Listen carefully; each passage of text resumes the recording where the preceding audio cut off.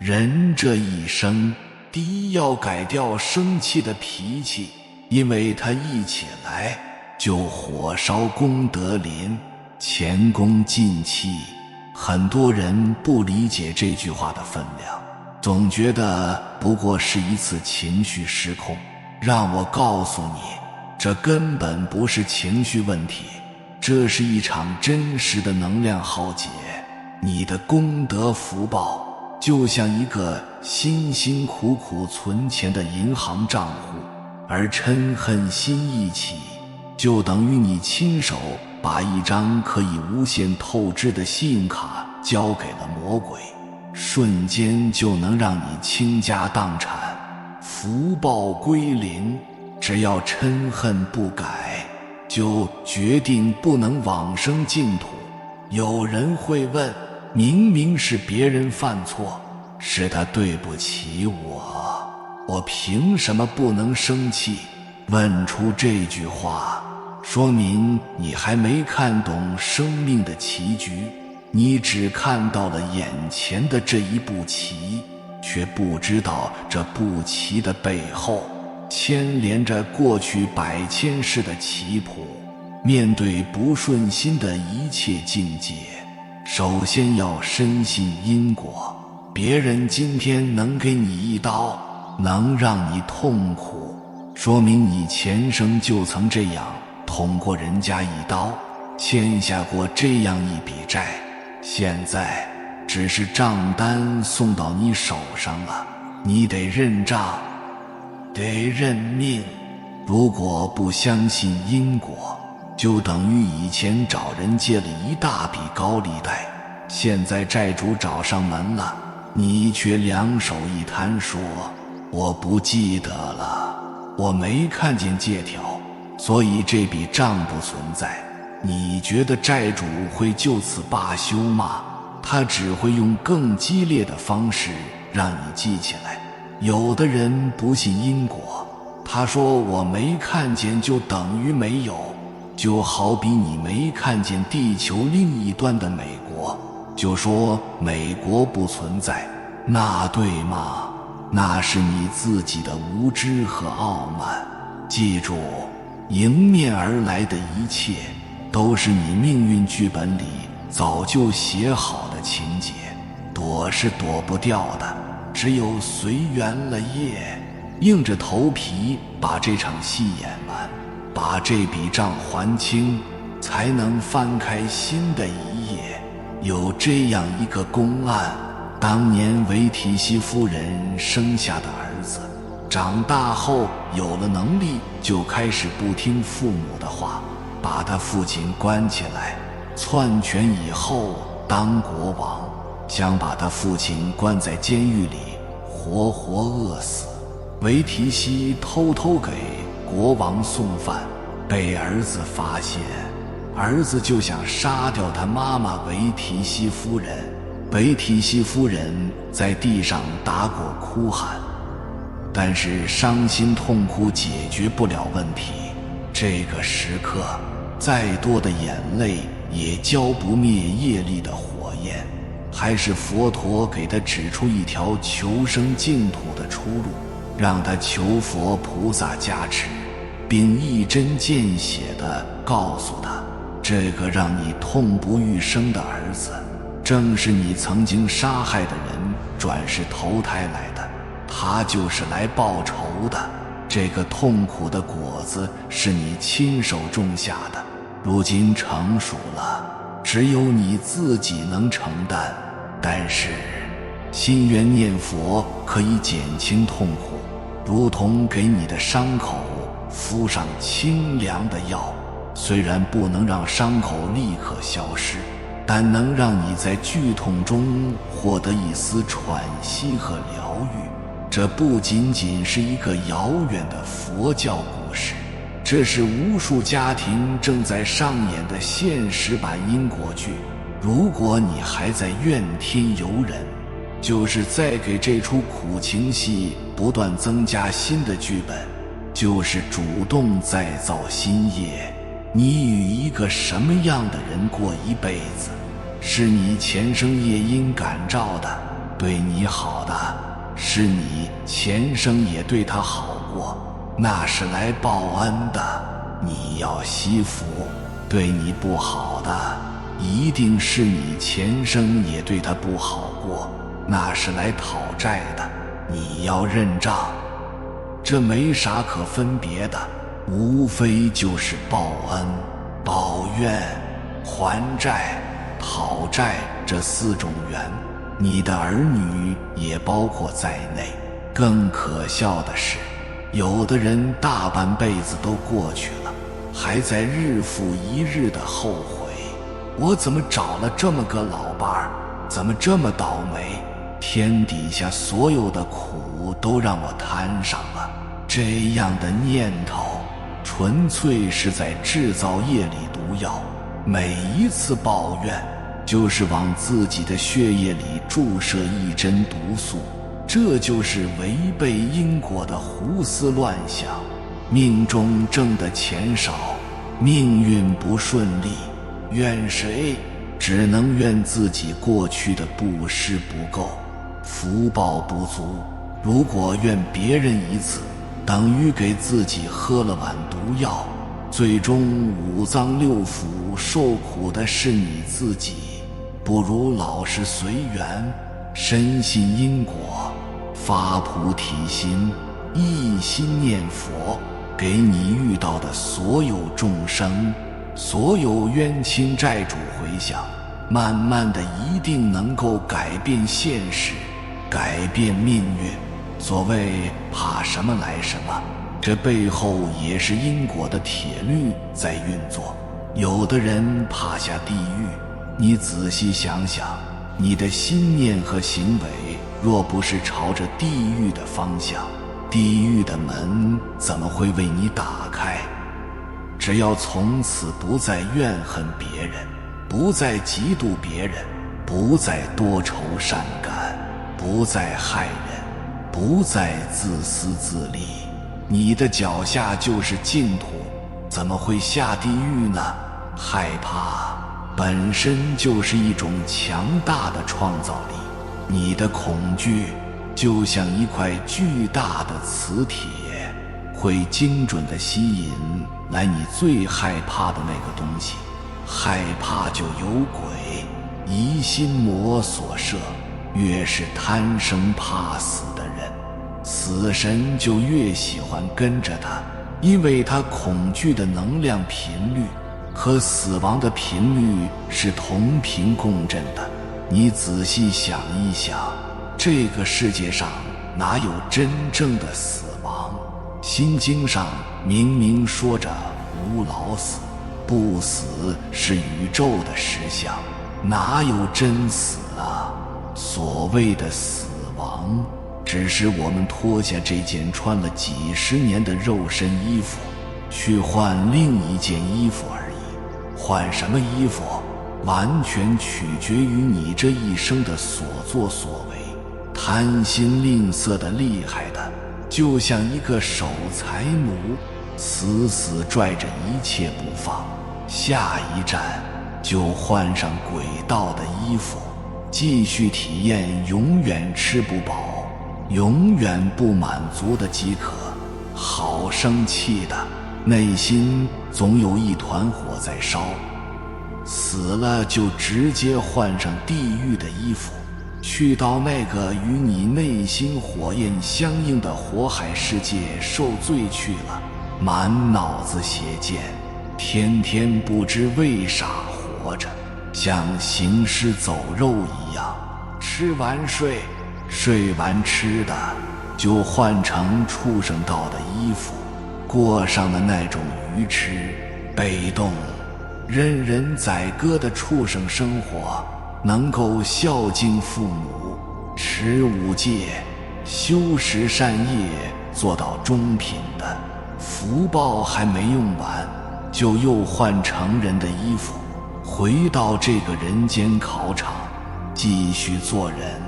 而修10善业修得好的，又修慈悲喜舍4无量心，有一定的定慧功夫，福报就更大，能够投胎到天上。换上天人的衣服，享受的福报多一些，但那依然是轮回，就像一张有效期的信用卡，等到他的福报享受到头了，额度用完了，又该掉下来轮回了。所以趁我们现在得到这件珍贵无比的人参衣服，就得赶紧积累成佛的因，才能在未来得到成佛的果。知足常乐就是随缘法，就是最究竟的安心法。你心里踏实了，知足了，快乐自然就生出来了。对于钱，挣多挣少都是命中有的，那都是你过去世布施的果报，多挣多花，少挣少花，绝不攀比，不攀缘。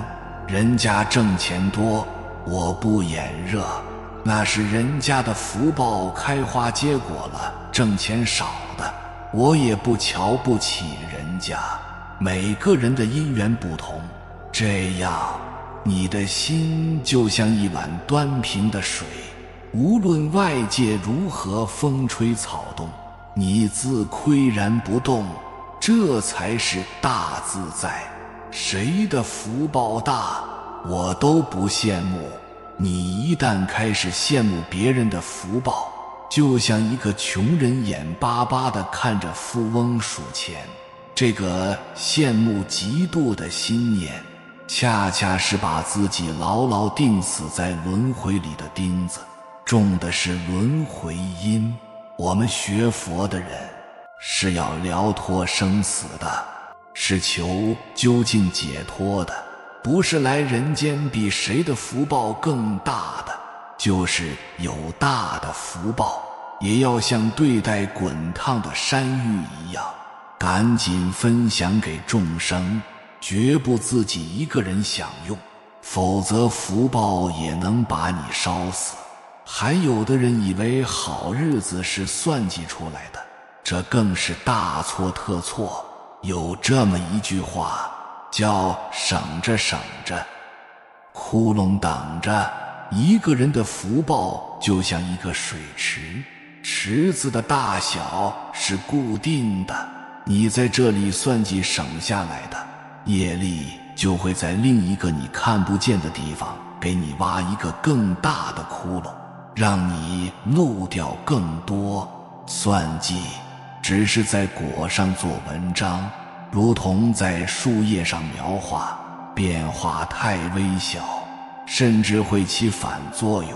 必须从因上，从树根上下手，种什么因得什么果，这是宇宙间最朴素也最无法撼动的真理。最明显的因果就是生气的因得病的果。你每一次生气都是在邀请癌细胞来你身体里安家落户。经常生气的人，身体没有一个不出问题的。借钱的因，还钱的果。今天你赖账，未来必然有人用更让你痛苦的方式拿走属于你的东西。骂人的因，挨打的果。你嘴里吐出去的刀子，早晚会以更锋利的方式扎回你自己身上。善因善果，恶因恶果，分毫不差。所以我们学佛必须要深信因果，把全部的力气都用在种因上，处处积恭敬别人的因，得受人尊敬的果。积健康的因，清淡饮食，规律作息，心平气和，得健康的果。积财布施的因，得发财的果。积法布施的因，分享智慧，劝人向善，得聪明智慧的果。积孝敬老人的因，得长寿的果。果，即成佛的因发菩提心，精进修行，得成佛的果。你想得到什么样的果，就老老实实去积什么样的因，这就是生命唯一的捷径。那么业力到底是什么？说白了，就是你生生世世的业务往来记录。我们是带着一厚本密密麻麻的账本来到这个世界上的，前生对人家好的，今生人家对你也好，那是来还善债的前生伤害人家的，今生他对你也不会太好，那是来讨恶债的。就是说，你所造的因有善有恶，那么今生的生活就不会十全十美，受报也是有顺有逆的，不可能在一生中什么都是那么顺利。比如家庭顺心的，事业不一定顺利，夫妻恩爱的，孩子不一定孝顺，家庭富裕的，身体不一定健康，什么样的组合都有。不管你拿到的是什么样的缘分剧本，收到的是什么样的果报账单，我们只能随缘，是随缘享受也好，还是随缘承受也好，也只有这样才能了就业。业力的账本没还完之前，你自己说了不算。业力是一种无形无相的东西，它不是写在谁的脸上，而是以一股你无法抗拒的无形力量在牵着人们做事。它就是你的潜意识，你的习惯模式，你的性格。比如有的人抽烟，理智上知道不好，但就是忍不住，不抽就难受，那股难受的力量就是业力。不到他业力该了结的时候，你用10把刀架在他脖子上，他都决定不会戒烟。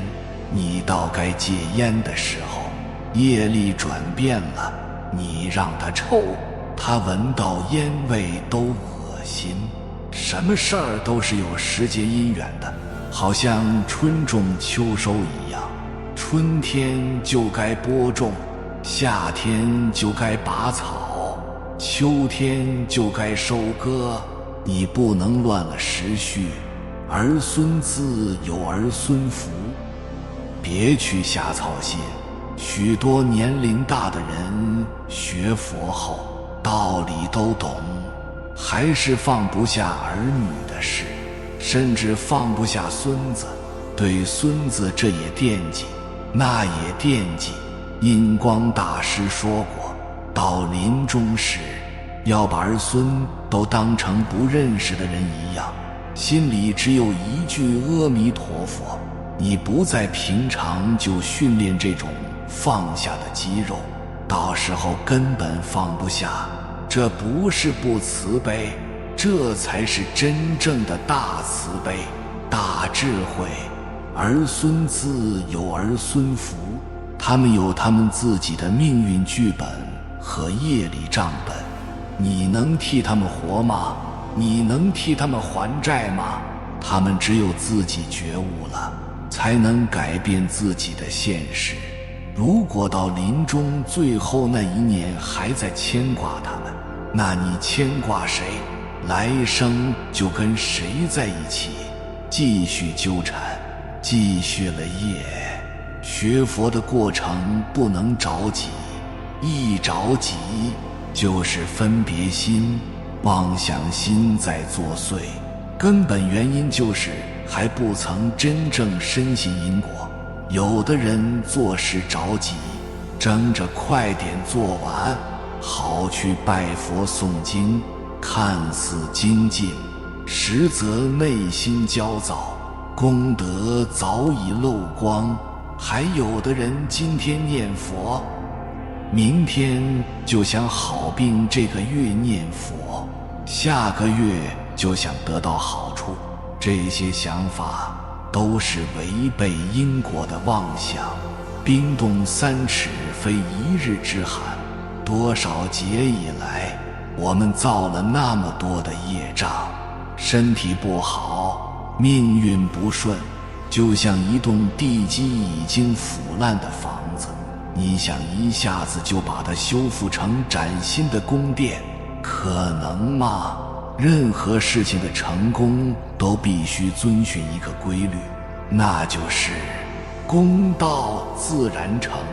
你只管耕耘，不问收获，时候到了，一切自然水到渠成。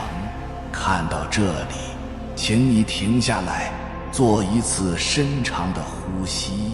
此刻，我们不仅仅是在观看影片，更是在进行一次深刻的能量校准。如果你愿意从此结束无休止的抱怨，拿回生命的主动权，请在评论区郑重地打下这8个字：深信因果，随缘了业。当您打下这句话时，这并非一次简单的留言，这是一次您与自己灵魂的郑重签约，是您向宇宙发出的最清晰的宣告。从今天起，我不再扮演受害者，我对自己所有的人生经历负全部责任，我愿意接纳一切已经发生的，并用清净的善念创造一个全新的未来。当成千上万个清醒的灵魂共同发出这个誓愿时，我们将汇聚成一个强大的正念能量场。这股能量会穿透时空，反过来加持和祝福每一个参与其中的你，让你在偿还旧债的路上更有力量，在创造新生的路上更有智慧。然而，很多人听到随缘了业，心里会生出一个巨大的疑问，甚至是抗拒。随缘，那不就是听天由命，什么都不干，直接躺平认输吗？坏人来欺负我，我也随缘；没钱吃饭了，我也随缘。这和懦夫有什么区别？如果你这么想，那就把随缘这2个字看清了，也看错了。这叫不懂阴阳，错解了佛法的大智慧。真正的随缘了业，从来不是消极的放弃，而是一种最高级别的积极和智慧。它包含着3个密不可分的层次。第一层，在果上照单全收，这叫随缘。什么意思？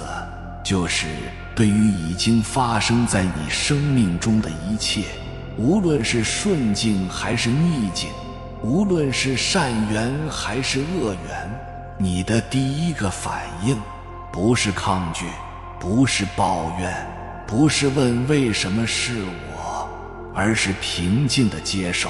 这就像你收到一份快递，不管里面是你期待的礼物，还是一份你不想支付的账单，你首先得把这个包裹签收下来。你不能对着快递员大吼大叫，也不能假装没看见，因为只要这个包裹是寄给你的，它就一定和你有关。生命中所有的果报，就是这样一份份必须由你亲启的包裹。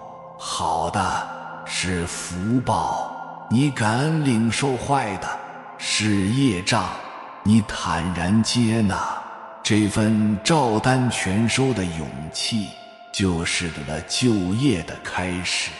你不跟已经发生的事实较劲，内心就不再有冲突和撕裂，能量也就不再内耗。这是止损的第一步。第2层，在因上尽心尽力，这叫了业。但更重要的是不造新业。接受了那个糟糕的果之后，绝不意味着你就此躺平，恰恰相反，正因为你看清了这是自己的业力所致，你才更要在当下的每一个起心动念和言语行为上下足200%的功夫。举个例子，你随缘接受了自己命中财运不佳这个果，但接下来你不是破罐子破摔，而是比任何人都更努力地去工作，更真诚地去待人，更慷慨地去行布施。你努力工作，是在尽你的人是你真诚待人，是在种下善缘的因你慷慨布施，是在种下未来财富的因。这就是一个农夫，他随缘接受了自己分到一块贫瘠的土地，但他并没有因此荒废田地，而是比拥有良田的人更努力地去耕耘、施肥、除草。他把能做的一切都做到极致。这是凡夫与修行人面对困境时最根本的区别。凡夫在果上纠缠，修行人在因上努力。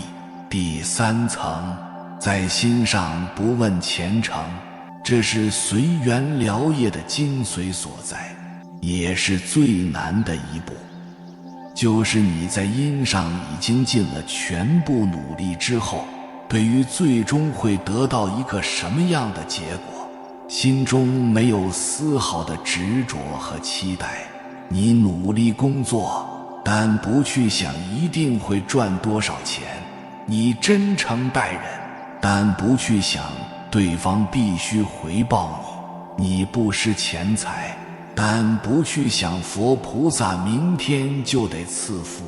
你只是纯粹的去做你应该做的事，行你认为对的道，这就叫但行好事，莫问前程。为什么？因为一旦你对结果有了期待，你的心就被捆绑了，得失之间，痛苦随之而来。而当你放下对结果的执着时，你的心就获得了真正的自由和安宁。所以你看，随缘了业是一个完整而强大的生命转化系统，接纳过去照单全收，改变现在尽心尽力，放下未来不问前程。这哪里是懦弱，这分明是看透了生命游戏规则之后所展现出的最大勇气、最深智慧和最彻底的自由。